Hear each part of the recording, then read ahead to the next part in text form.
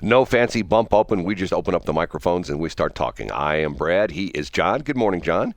Good morning, Brad. How are you? And together, well, I'm just fine. Together, we are the bjshow.co, which is the website which is still not up. But anyway, John is a political savant. Do you like savant or provocateur? You like provocateur? How about we split the difference and call it idiot savant? Like I've been called much worse, Brad. Like, you can call me whatever you want to call me. If someone says to you, if they give you a name, and they say, let's say they give you the name of a representative from Northwest Missouri who nobody ever hears about, would you know who that was? If you someone said, well, how about Joe Smith? Well, he's in the 42nd district up in Northwest Missouri. Do you know it that well? I wouldn't know the number, but I could tell you a little bit about him, more than likely. Every single one in the whole state of Missouri? No, I couldn't do every single one in the state of Missouri for sure. There's 163 state reps. How about the senators? senators? And a handful of them matter, Brad. A handful of them matter. How about the senators? Yeah, I'd be able to name them. And you'd pretty much be able to give like a thumbnail sketch of what their background is and what their political leanings are, that kind of thing? I'd be able to tell you a little bit about them. And the ones that I couldn't, I'd pull a Brad Hildebrand and just wiki while we're on the air. I'd pull Brad's trademark on-air research. Why go to college when, and I'm not the first guy. I've heard some I can't remember who it was, some very renowned person say, I hold the wisdom of the world in my hand. And it's really sort of true. You know what I mean? It's the Wikipedia. Right. Yeah, it's the world's most accurate encyclopedia. Or with not necessarily that, but just the internet in general. I mean, you Google, Bing, whatever, you can pretty much find out everything. Of course, you have to watch out for the misinformation out there that all the Democrats put on the websites. The Republicans, exactly. The Republicans would never do that, right? Or socialists. Remember, democratic socialism is in vogue right now, Brad. Right. Not just Democrats. Yeah. Yesterday, we'll talk about this. Let me give a little bit of finish up with John. John is a political savant, provocateur, an idiot savant. We won't call him that because he's far from being an idiot. And he follows the politics very closely. Matter of fact, for 22 years, he publishes every single morning on johncombest.com. He provides a service. If you remember what the Drudge Report was, it still is. Drudge Report is still around, but it's not nearly as popular as it used to be. But it's that kind of a page. So in other words, you go onto his page and it lists all these links. And if you want to find out what's happened today with let's go through the top three today. If somebody want to find out about what's the third most popular story? Hey, that's a great place to start. The third most popular story is COVID numbers and COVID opinions, particularly around the state of Missouri. So a pretty progressive duo, which is Emerson College and the City University of New York, so you can imagine that they're coming from a pretty perspective point of view, surveyed Americans in 12, quote, traditional Midwestern states to find out Missourians' views and other Midwesterns' views on the new COVID-19 booster shot, and also the quality of health information. Brad, take a guess here. Of Missourians that were surveyed, what percentage of them say they will get the new COVID-19 booster? I'd say 10%. No, it's much higher than that. Really? It is. It's much higher than that 20%? Of plan to. Now, this is plan to get, Brad. Right. This is not have gotten or have made plans to. And the basis is to get it. Most people had two shots, the original two. So this would be number 3 or 4. Correct. Is there a fifth one now? I think there is a fifth one, isn't there? Brad, I didn't get the first one, and I didn't get the second or third one either. So 40%? 42% say they plan to get it. Really? 58% say no way, Jose. Now, interestingly, people who are political idiot savants like me will remember that the presidential vote in 2020 was split almost exactly the same. Missouri voted 58% for Donald Trump, 57% for Donald Trump, and 42% for Joe Biden. Interesting. With 1% probably writing someone else. So the idea is that the split between people that say no way they'll get the vaccine or get the booster versus yes is about the same as the presidential vote. I found that those numbers were convergent. Interesting. Now that's one of the top 3 stories. The other 2 are? The number 2 story today is Missourians may get a chance to vote in 2024 in either the August or the November ballot on a casino in mid-Missouri. So this would essentially allow, there's only 13 riverboat casino, quote, riverboat is in quotes there, 13 casino licenses. This would add a 14th. And this would allow an investor group in mid-Missouri who's been working on this for about a decade, allow them to have a casino in mid-Missouri. This is being opposed by an Indian tribe which wants to set up their own casino in mid-Missouri. So some interesting politics there. If that first group of investors is able to get enough signatures from Missourians this winter and this spring, they'll be able to get it on the ballot probably in August. And mid-Missouri would probably be Jefferson City or Boonville, one of the two probably, right? Yeah, well, it would be actually, it looks like south of the Bagnell Dam, so at Lake of the Ozarks. Oh, it'd be at the Lake of the Ozarks? Yeah. Really? Yeah. And so that's why, excuse me, that's why also the Indian tribe opposes it, because they've been wanting to put a casino at Lake of the Ozarks for years. And the difference is that Indian tribes don't pay any of the money that they get. They don't have to give any money to the state or to the federal government. Man, I tell you what, those Indians. Those Indians. Right. They got it going on. Okay, and the big story this day? The top story, the top headline today is really a follow-up from something that you and I talked about the other day, Brad, which is Josh Hawley and radiation. Yes. So the Post-Dispatch essentially has a summary of where Hawley is on this and how he's digging his heels in, and says he won't vote for the federal military defense bill unless it includes compensation for radiation victims. I heard that they stripped it out. Is that true? I haven't seen I haven't seen it stripped out yet. That's news to me. I heard. Let me say another source that it has been stripped out of that bill, and he is furious. So, and what we're talking about is money which would compensate victims for radiation, and sort of dovetailing to what we talked about yesterday, some of the stuff going on out there in Weldon Springs and on the north side of the airport, people who were workers in that area, sons and daughters of workers, things like that, and compensation for people who became sick due to radiation poisoning by working at those various sites. Now, I've got a client on the air right now, not on this station, but on Westplex, that that's what he does. There's another bill that's already been passed, or another or thing that's already been passed, where essentially it is radiation workers who worked at associated places, not necessarily at the cleanup far north, but they worked at like various plants where they actually made some of the uranium and other byproducts for the atomic bomb and things like that. Hey, Brad, you are right, and I just checked in real time. The Hill, the publication out of D.C., has a story. They posted a story last night about it being stripped from the defense bill. So in real time, if you go to johncombest.com at this instant, you will see a link to that. You put it under just like that? Yep, it's up right now. Man, are you good or what? Well, we can multitask. See, some people can, some people can't. Watch them drive down the highway sometimes. Some people have a tough time, driving their car and looking out the windshield at the same time. So, you know what? Why was that stripped out of the bill? Is there any reason for that? Did you see that in the article? I haven't had a chance to read it yet. But it looks like both Senator Eric Schmidt and Hawley co-sponsored it, along with a Democrat senator and a Republican. I mean, and remember, back and forth as you get closer to approval of these things, there's so much horse trading that goes on back and forth, and things are stripped and things are added back in. And it's just like in the Missouri legislature. Some folks say that they'll withhold support for other bills unless you get their thing in this bill. So, to use a cliche, it's got a lot of, quote, moving parts going on right now. I'm going to branch off what you just said, and I think that's an important point, and I'll tell you why. Because what you just said, I think, has a lot to do with why Donald Trump is not liked by most politicians and why Eric Greitens is not liked by most politicians. Do you see where I'm going with this? Because he's not part of the horse trading. Well, because he didn't do that on the way up. You know what I mean? He wasn't. I see what you're saying. He didn't collect chits. And right. That's, for anybody who's listening, that's CHIT. Right.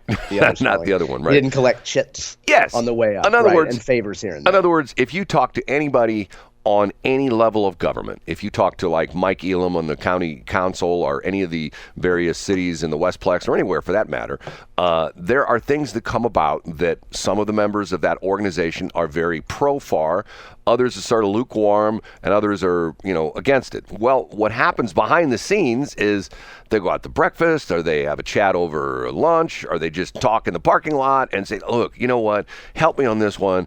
I know you're not totally against it, but if you help me on this one, I'll down the road, when you got something that needs a little bit of extra oomph, I'll be there for you. You know what I mean? It's that kind of a thing, right? And it's the old political cliche of to get along, you have to go along. Right. And that's been a congressional maxim for many years. Because when you think about most bills, we'll just take Congress, for example. If you're a congressman from mid-Missouri and a congressman from California wants an appropriations bill or wants something funded in his district, you have no real reason to oppose it if you know that you can get payback somewhere down the road. Right. But once again, the situation is that to a certain extent, government is negotiation. I mean, correct. Even with it, I mean, you see this.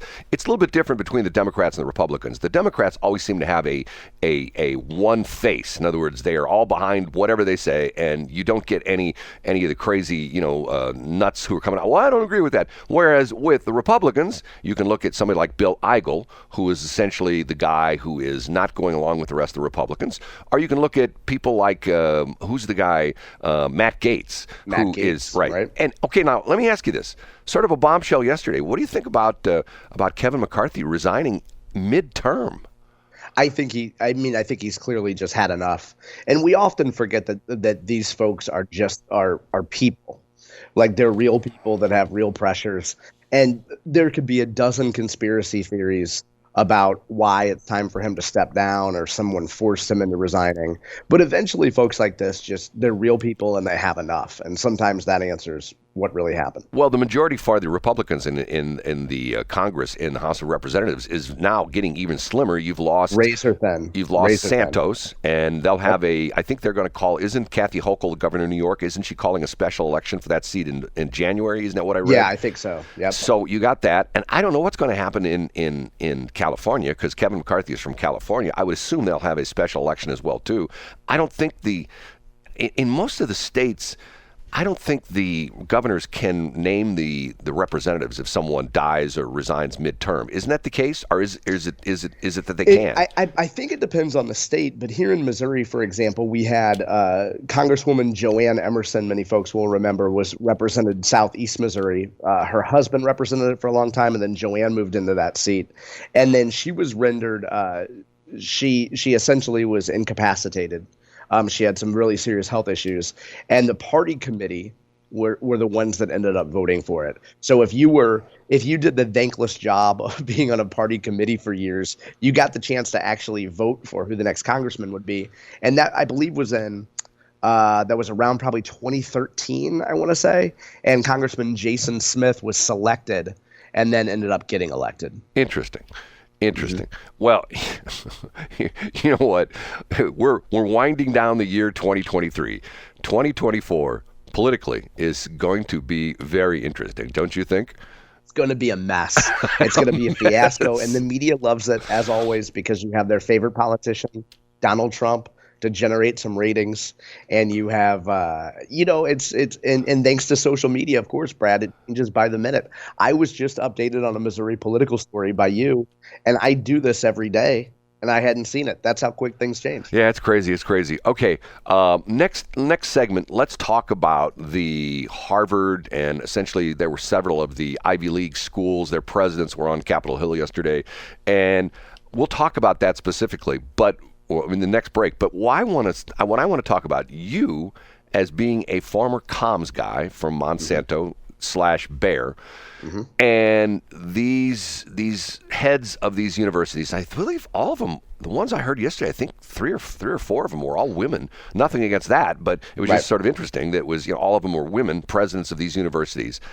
They had a line, no matter what the question was. If the congressperson would have said, do you like jelly on your toast? the congressperson or the person, the Ivy League president would give out something about, well, 32% of the American public appreciates the fact that we do have toast for breakfast. In other words, they wouldn't answer the question. Okay, with your job, did you do that with your executives? Did you prompt them on what to say and what not to say? And of course. And to give them those. You would never put even a mid-level or lower level representative on the radio, on television with a reporter unless they had been mercilessly coached. Really? I mean, like, absolutely. When you say mercilessly, Brad, we wouldn't put a marketing director on the radio with a local ag station unless they had gone through hours of media training. And it was our team that did that media training. So you'd sit them down in a room and would you do role-playing kind of stuff? You'd pretend? Hundreds of hours. And at the risk of bragging here, Brad, I had my particular role was to be aggressive jerk reporter. And so I would come into meetings just for periods of time. When executives would be going through regular media training, I would be brought in for just an hour or so at times just to play aggravating jerk moderator or reporter. So you would essentially try to antagonize them.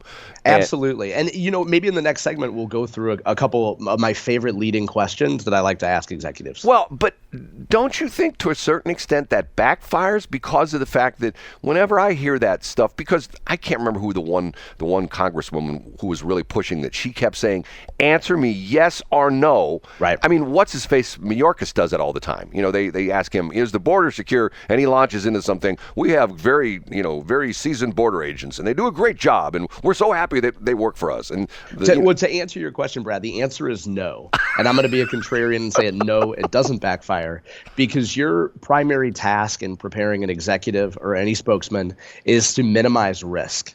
So if you say something that's boring or even doesn't answer the question, that's better than the executive giving their actual opinion or saying anything interesting whatsoever. Now, along that line, how long has this been? Is this something that has come around or about within the last 20, 30, 40 years? I mean, was there a time I think so. When you didn't have people so. like yourself, didn't have comms people? Yeah, I think so. And I think a lot of it, my best guess over the years and I've read several books about media training and gone through a lot of training myself before I did this, is the idea of, especially tobacco executives in the 1970s, when you look at some of the cross-examination and how poorly they did, that really shone a light on how important it is to have executives not shoot from the hip.